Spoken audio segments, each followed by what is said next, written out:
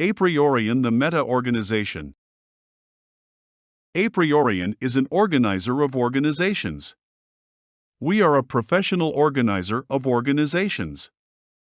We determine how best to organize a group of persons. Apriorian believes there is a right and wrong, and it is encapsulated in our organizations and the way we do organization.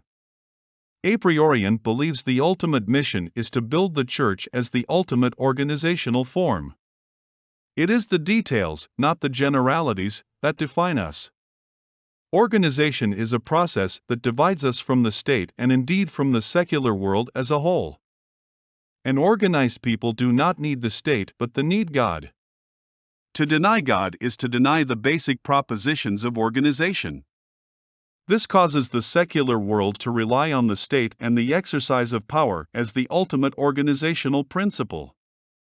Evil is different from sin. Sin harms the self, evil harms others. Evil destroys organization, and by this means the need for God's existence. Atheism is not evil simply because it rejects the existence of God. Atheism is evil because it rejects the importance of organization. Atheists reject the importance of organization. Without the mechanisms of what might be considered westocracy, or the constraints of a business environment, we are left with the domination of man by man. Living to control and dominate others is not logical, it is the mark of fear. Organization is the engine of moral living. But organization is not a steeply graded hierarchy dominated by an autocrat. That is oppression. Organizations are natural and organically structured. Being unorganized is to live unprofitably. Consumption without production makes us parasitic. A life focused on personal gratification lacks authenticity because it has no organization component, but force exercise through authority. An addiction is consumption for consumption's sake. The same goes for video games and social media likes, as with pornography and drugs. Finding a stimulating porn image is on the same level as finding sand at the beach. If that is the height of your ambition, success will come easy. But social media likes have no commercial value. Earning a profit is more satisfying than taking drugs or exploring porn sites, but capital accumulation suffers from the same problems as a drug addiction. Greed is an addiction to property consumption. Capitalism is not a true business and is another addiction. Addiction is not the basis of an organization. A mission is a business grounded in the generation of organization. Missions generate organizations, that is what they do or are meant to do. A mission is not a job, it is a life. To be fruitful, a life must have organizational value. The accumulation of money appears to give life an objective standard. But this valuation of wealth makes grand theft qualitatively the same as a business innovation. Life is not the objective or purpose of life, life is the means to an end. To survive is not the objective but a necessary quality to organization. Life does not give life meaning. There has to be something greater than life to validate how we live our life. We must leave the world better off than how we found it. The one thing we must not do is leave it poorer. The value we create is the means by which we validate our life. Our mission is our particular and customized way of adding value to the world. In one sense, our life is our business, and our business is our life. However, we are not the measure of our success. To have objectivity requires a means of evaluating our value. This is the organization. Missions require a means to quantify the value of what we are doing. Life is not a passion or a hobby, it is an enterprise. This is why missions are vital to Christians. Missions give work an objective component.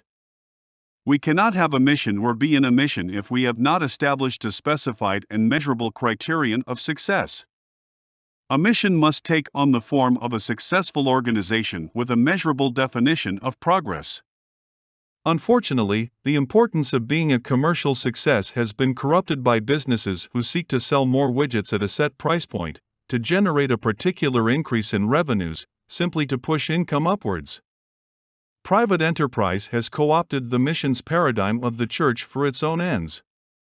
This is the connection between the West and capitalism, between the adoption of Christianity in the West and its rise to organizational prominence.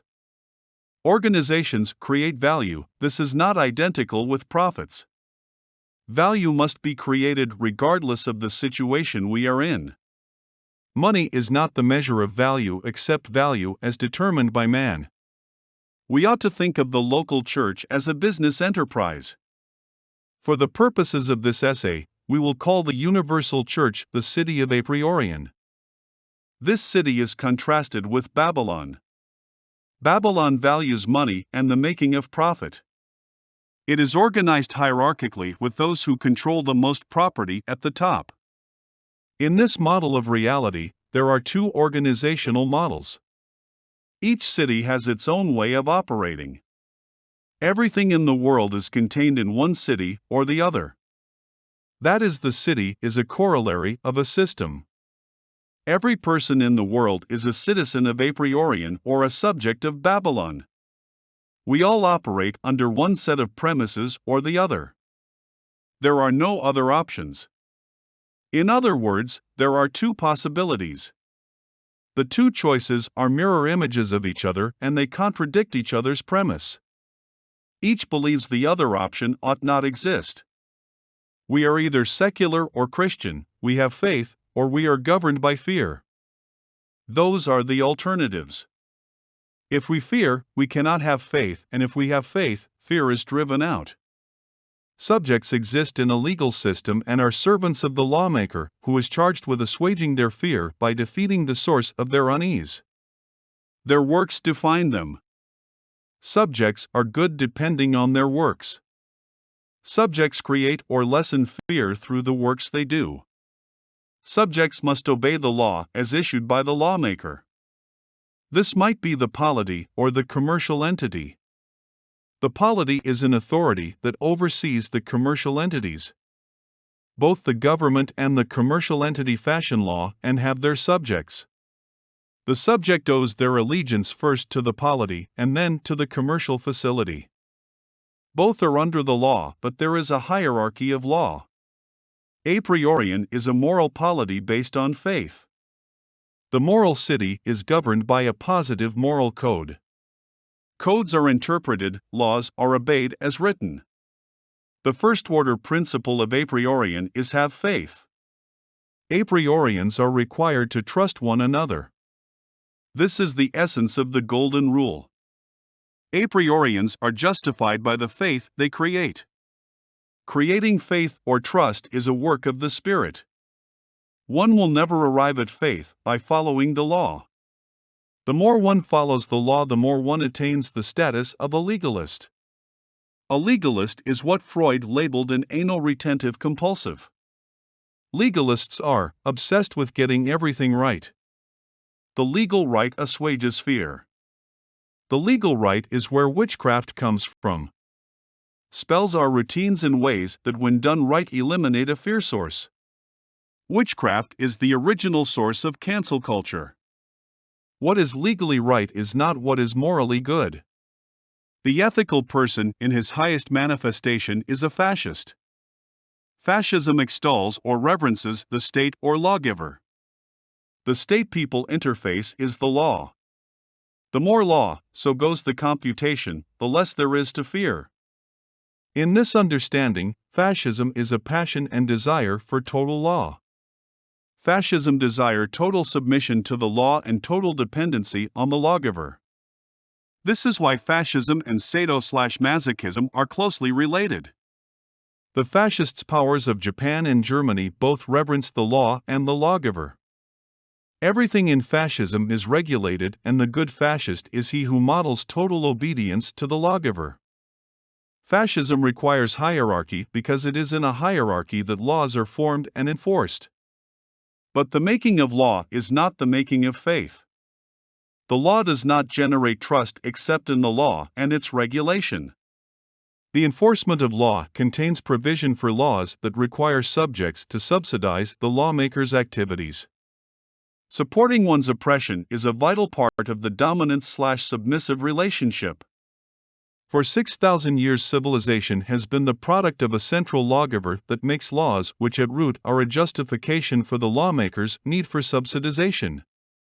Democracy, which is lauded as one of the innovations of all time, is nothing more than a way to make subjects an accessory to their subjugation. We are subject to taxation and the laws of the lawgiver because we choose him as our dominant. No taxation without representation may be marginally better than outright rapine, but the result is much the same. The difference is that the submissive picks her dominant. The rise in transgenderism is matched by the left's desire to be submissive. The central determining feature of fascism is autocratic ownership, or legal ownership. The dominant is the absolute owner of a political jurisdiction. Therefore, the dominate becomes the tacit owner of his subjects. The state issues licenses to its subjects, first to give them an identity owned by the lawgiver/dominant, then to give them partial and limited jurisdiction over plots of territory in recognition of their filial love. The legal system remains much as it was in the Middle Ages. The private property owner still owes allegiance to the lawmaker and tribute in the form of taxes. All of this is simply different ways of expressing the dominant/submissive relationship and its grounding in law. Law is the commands of the dominant to his submissives. At root, fascism is rooted in fear. Submission is the normal reaction to an overwhelming fear. A trust is an organization built on faith. Without faith, all we are left with is fear. Without faith, we remain subjects of the state. Only faith can defeat fear and the fascism that fear generates. But if we have faith, we are required to divest ourselves of the vestiges of this world legal systems. We cannot claim faith and rely on the law and the rule of dominance. The evidence for faith is the divestment of property. There is no other way to demonstrate trust in others than by the formation of a church, which is an organization grounded in faith. The church is a trust, the physical representation of the faith we have in each other and God. To form a trust is to increase the faith we have. Members donate commercial assets to the trust.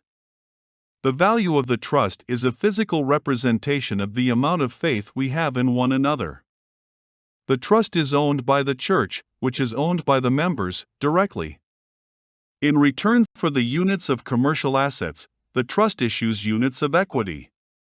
Equity is the physical representation of the commercial value of the trust. The equity is issued as preferred shares. Any secular business can be capitalized by transfers of assets to the new business.